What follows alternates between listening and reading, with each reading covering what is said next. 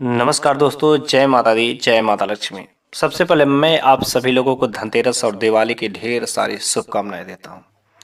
लेकिन मैं आप लोगों के लिए इस बार के धनतेरस और दिवाली के दिन अपने सभी दर्शकों के लिए, जो भी दर्शक मेरे वीडियो को लाइक करते हैं तथा उसे सब्सक्राइब करते हैं, पूरा पूरा देखते हैं, मैं अपने सभी दर्शकों के लिए माता लक्ष्मी से विनती करूंगा, प्रार्थना करूंगा कि हे माता, उनके जीवन में कभी किसी प्रकार के कोई कष्ट मत आने देना, उनके जीवन में खूब तरक्की करना। वैसे इस बार की जो धनतेरस और दिवाली है बहुत ही खास है। जैसा कि 2022 में आपने जो इसे भी मनाया हो, लेकिन इस बार कुछ ऐसा करिएगा कि 2023 की जो धनतेरस है बिल्कुल ही कुछ खास हो जाए। और धनतेरस का दिन जो ठीक दिवाली के 2 दिन पहले पड़ता है, धनतेरस तब छोटी दिवाली तब बड़ी दिवाली, और धनतेरस के दिन कुछ ना कुछ तो खरीदना ही पड़ता है और खरीदना शुभ होता है। कुछ लोग बर्तन खरीदते हैं, कुछ लोग सोने चांदी खरीदते हैं, कुछ लोग गहने खरीदते हैं, आभूषण खरीदते हैं, कुछ लोग जड़ी बूटी खरीदते हैं, कुछ लोग पेड़ पौधे खरीदते हैं, कुछ लोग जो अलग अलग चीज तो खरीदते हैं। लेकिन कौन सा चीज खरीदना अति शुभ होता है, कौन सा चीज में माता लक्ष्मी का वास होता है, कौन सा चीज खरीदने से माता लक्ष्मी अति प्रसन्न होती है, ये छोटी छोटी जानकारी हम लोगों के लिए बहुत ही खास होती है। क्योंकि छोटी छोटी गलतियां से बहुत बड़ी गलती हो जाती है, और एक छोटे से मिस्टेक से आपके घर से माता लक्ष्मी रूठ करके चली जाती है। क्योंकि ऐसा भी माना जाता है, मान्यता के अनुसार, कि इस धनतेरस के दिन जो भगवान धन्वंतरी माता लक्ष्मी की विशेष कृपा बनी रहती है और जागृत अवस्था में रहते हैं। हर चीज में जो भी हमारी दैवी शक्तियां होती है, जो दैवी वस्तुएं कुछ ऐसी भी होती है, दैवी पेड़ पौधे जो होते हैं, उसमें इनकी शक्तियां जो बहुत ही खास तरीके से चैतन्य अवस्था में रहती है, जागृत अवस्था में।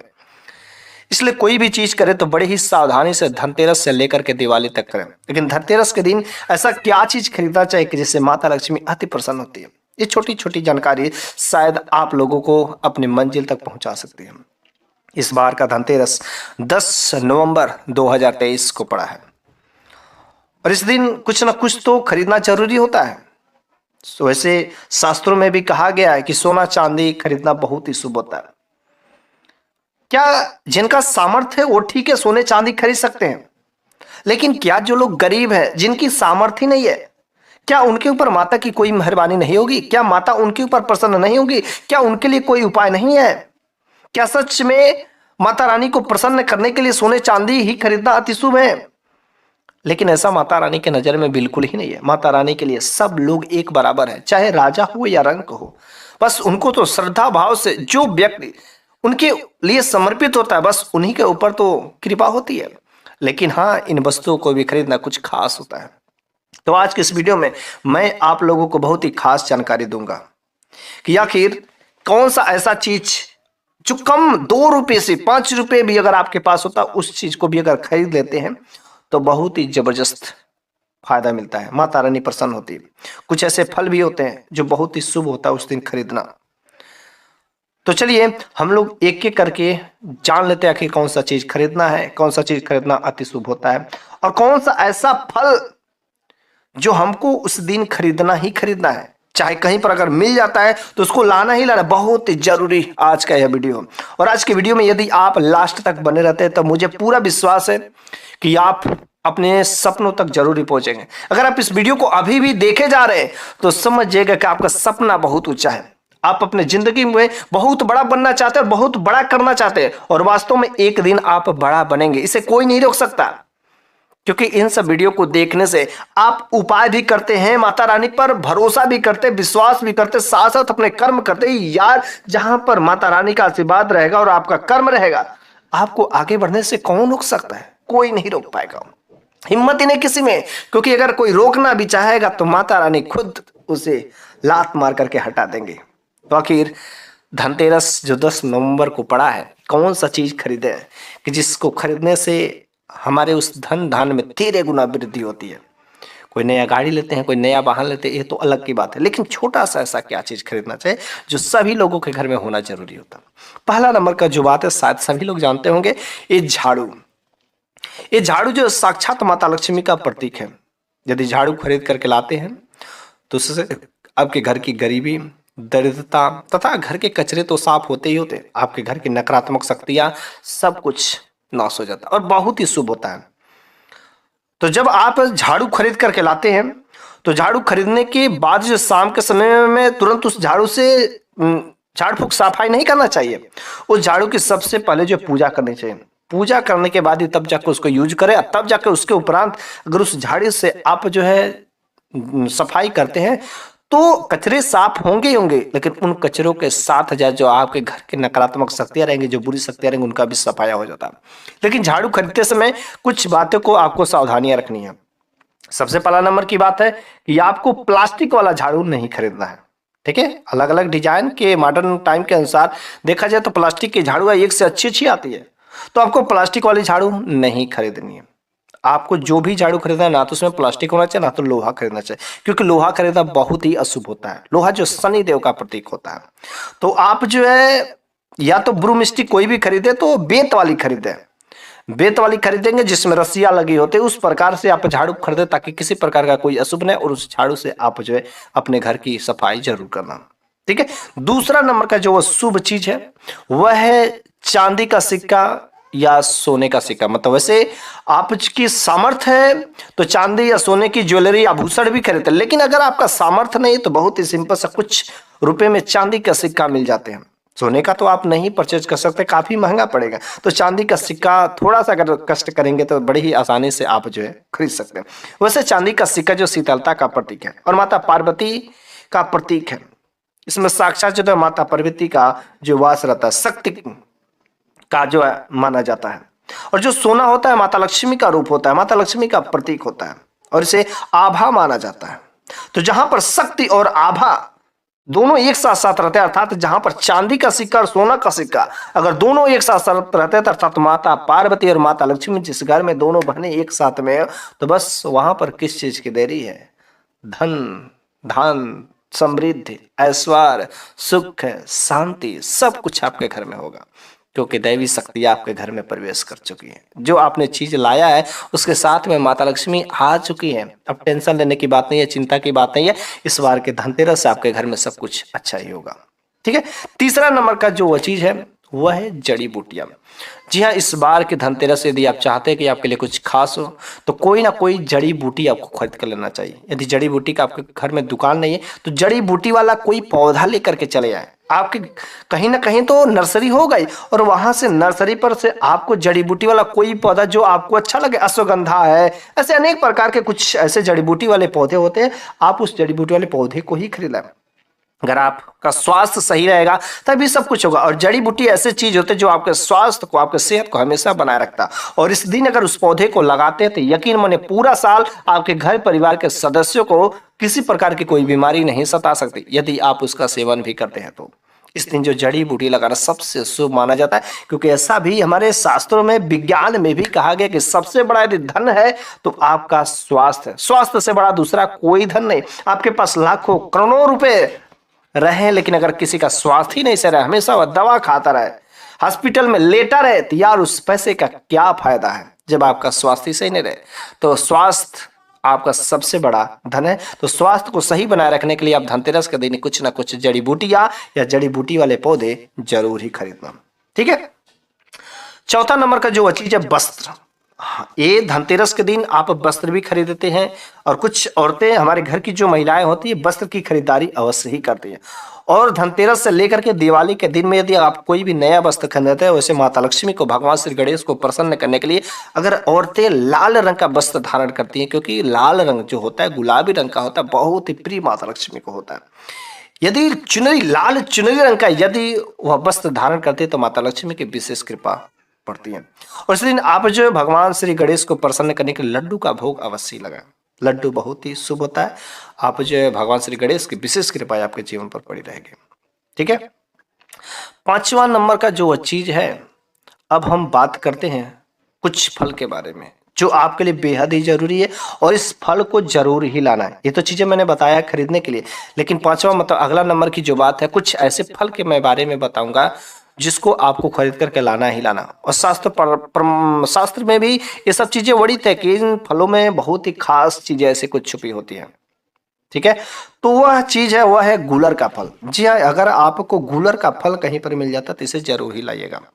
अच्छा, गूलर को फल को भगवान विष्णु ने वरदान दिया है कि जब भगवान विष्णु ने नरसिंह का अवतार लिया था तो नरसिंह का अवतार लेकर के हिरण्यकश्यप का वध किया था और अपने नाखूनों से उस पर वार करके उसके पेट को फाड़ करके उसका वध किया था।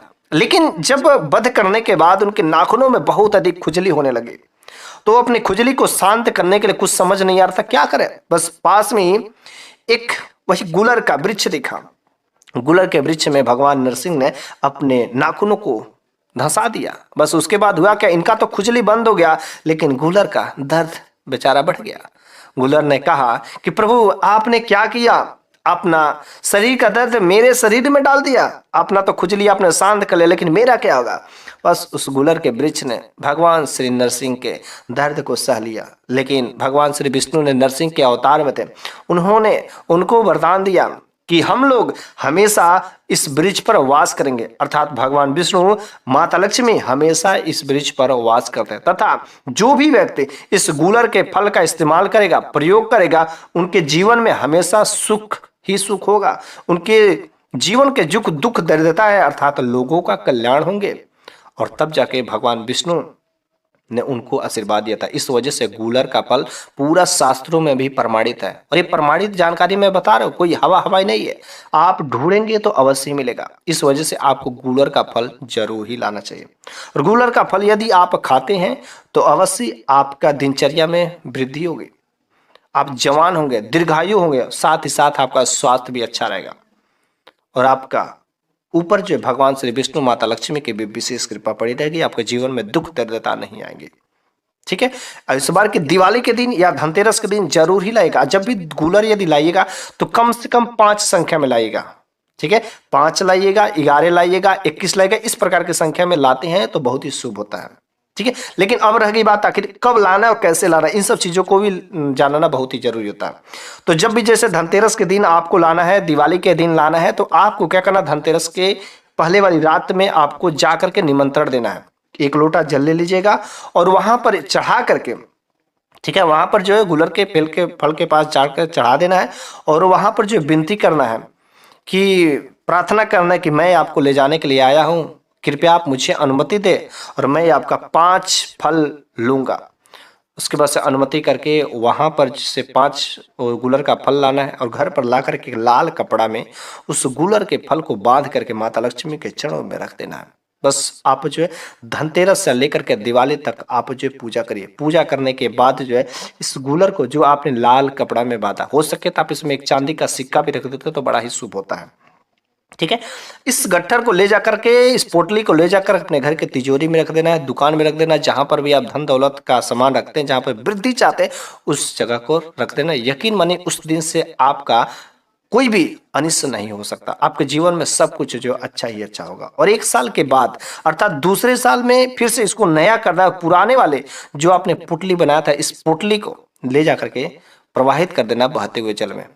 ठीक है, यदि आप ऐसा काम करते तो यकीन मानिए जब तक यह आपके घर में रहेगा तब तक आपके घर में कभी गरीबी नहीं आ सकती, तब तक कभी दरिद्रता नहीं आ सकती। अनेक प्रकार के इससे लाभ है। जीवन में कैसी भी समस्या हो सबसे पहले यह हर लेगा, तब जाकर के आपके जीवन पर कुछ हो सकता है।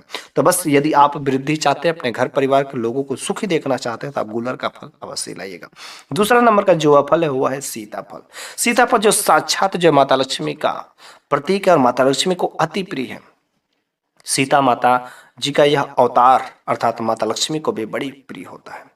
अच्छा, सीताफल का जहां पर भी पेड़ होता है, सीताफल का जो पेड़ होता है, अगर सच्चे बंदर रहते हैं तो वह बंदर कभी सीताफल पे चढ़ते नहीं हैं। वैसे अगर कुछ इधर उधर के बंदर रहते तो वैसे यूं ही चढ़ जाते, लेकिन जो भी बंदर धार्मिक प्रवृत्ति का रहेगा वह सीताफल के पेड़ पर कभी नहीं चढ़ सकता। और धनतेरस और दिवाली के दिन अगर सीताफल ला करके अगर आप सबसे पहले माता लक्ष्मी को भेंट करते हैं और उसके बाद प्रसाद के रूप में इसे आप ग्रहण करते हैं, अपने घर परिवार के लोगों को खिलाते हैं, तो यकीन मानिए आपकी जन्मों जन्मांतर की गरीबी चाहे कितना पुराना कष्ट हो तत्काल का खत्म हो जाएगा। आपके शरीर में अगर किसी प्रकार की कोई बीमारी हो तो बस यूं ही खत्म हो जाएगा। ठीक है, लेकिन जो है रह गई बात, आखिर ये सीताफल होता है जो माता लक्ष्मी का स्वरूप होता है ना, कम समय में ही बहुत जल्दी आपको रिजल्ट देता है, गरीबी जो दूर कर देता है। शास्त्रों में भी इसकी प्रमाणित जानकारियां मिलती है सीताफल के बारे में, इसलिए आप सीताफल जरूर ही लाइएगा। तीसरा नंबर का जो चीज है वह है जड़। अब किस चीज का जड़? अच्छा, माता लक्ष्मी जो है कमल पर विराजमान होती है और कमल वासिनी कही जाती है। ठीक है, तो माता लक्ष्मी को सबसे प्रिय जो होता है वह होता है कमल। तो आप जो है इस दिन यदि आपको कमल का फूल मिल जाता है, ना कमल का फूल मिलता है तो कमल का जड़ मिल जाता है, कमल का पौधा मिल जाता है, कमल का पत्ता मिल जाता है, कमल का बीज मिल जाता है, कुछ भी चीजें कमल से संबंधित अगर मिल जाती है तो यकीन मानिए आप ला करके माता लक्ष्मी को भेंट अवश्य ही करना चाहिए। जड़ मिलता है तो जड़ ही ला दें, फूल मिलता है तो फूल ही ला दें, कमल बीज मिल जाते हैं तो कमल बीज ही ला दें। बस माता रानी को यदि विशेष तरीके से आपको प्रसन्न करना है, कुछ खास तरीके से उनकी दया दृष्टि अगर अपने ऊपर पाना चाहते हैं तो आपको जो है कमल बीज, कमल फूल अवश्य ही अर्पित करना चाहिए। अगर ये सब चीजें आपको नहीं मिल पाते तो आप जो अपराजिता का फूल भेंट कर सकते हैं, जो नीला कलर का होता है और सफेद कलर का अपराजिता को, तो आपको सफेद वाला अपराजिता का फूल जो है माता लक्ष्मी को भेंट करता है। और जब तक यह आपके घर पर जो है इस तरीके से काम करते हैं, यदि डेली भेंट करते हैं इस तरीके से, या कमल बीज का यदि आप एक माला ले लेते हैं, कमल बीज का, कमल गट्टे का जो माला भी मिलता है, आप मार्केट से अगर एक माला लाकर उसका नित्य जो माता लक्ष्मी को प्रसन्न करने के लिए अगर उनके मंत्रों को ओम महालक्ष्मी नगा अगर एक माला भी अगर रोज जपते तो यकीन मानिए पूरे के पूरे जीवन भर आपके घर से माता लक्ष्मी कभी जा ही नहीं सकते, वो बध करके रहेंगी। क्योंकि जो आप उस कमलगट्टे के माला से जो आप उनका आवाहन करेंगे, उनके बीज मंत्रों को पढ़ेंगे, माता लक्ष्मी जा ही नहीं सकती, वो बध करके आपके घर में अस्थायी रूप से निवास कर जाती है। इसलिए आप जो है इन जड़ों को ला करके जरूर चाहिए। इसके साथ ही साथ जो कुछ और खास जानकारियां होती है आपको इस धनतेरस और दिवाली के दिन जरूर ही कर देना चाहिए। जो भी सुहागिन महिलाएं होती हैं, सुहागिन महिलाएं जब माता रानी को सोने और चांदी से ज्यादा मूल्यवान अगर कुछ चीजें होती है तो हमारे घर की सुहागिन महिला बड़े ही आसानी से कर सकते हैं। उनके पास सामर्थ्य नहीं है तो ये बहुत ही सिंपल सा सरल तरीका है, कर सकते हैं। ठीक है, आपको ऊपर माता लक्ष्मी की विशेष कृपा पड़ती है। क्या करती है, आपको माता लक्ष्मी को सिंदूर अर्पित करना। यदि आप सिंदूर अर्पित करते हैं तो माता लक्ष्मी अति प्रसन्न होती है। ठीक है, वैसे सभी देवी देवताओं को सिंदूर तो अर्पित किया ही जाता है, तो आप जो है इस दिन भी माता लक्ष्मी को सिंदूर अर्पित जरूर करें। ठीक है, दूसरा जो है नंबर की वह चीज है, इसके साथ साथ आप गुलाब का पुष्प, ठीक है, गुलाब का जो पुष्प का जो सुगंध होता है ना माता लक्ष्मी को बहुत प्रिय होता है, तो आप जो है गुलाब का पुष्प ला करके माता लक्ष्मी को जरूर ही भेंट करें। ठीक है, आप यदि धनतेरस और दिवाली के दिन खास तरीके से माता रानी को यदि 8 गुलाब के पुष्प यदि भेंट करते हैं तब तो वाह, माता लक्ष्मी विशेष तरीके से आपके ऊपर जो कैमरा लगा देती है और आपके जीवन में उसी दिन से तरक्की होने से कुछ कोई नहीं रोक सकता। इस तरीके से इस धनतेरस और दिवाली के दिन तो अनेक प्रकार के कुछ ऐसे उपाय होते हैं, लेकिन कम से कम आप कोई भी तो उपाय सच्चे मन से कर ले। कोई भी उपाय सच्चे दिल से यदि आप कर लेते हैं तो यकीन मानिए आपके ऊपर जो सकारात्मक शक्तियों का वास होता है, आपके घर में आपके साथ में जो नकारात्मक शक्तियां चल रही थी उनका जो सफाया हो जाता है। और इस धनतेरस और दिवाली के दिन आप चूकिएगा मत, आपको जो उपाय समझ आया, जो उपाय आसान लगे, जो उपाय अच्छा लगे हो, आप उन उपायों को एक बार करके देखिएगा। आपके घर में आपके साथ में यकीन मानिए अच्छा ही होगा, कभी बुरा नहीं होगा, आपका भला होगा और आपके घर परिवार के सभी सदस्यों का भला होगा।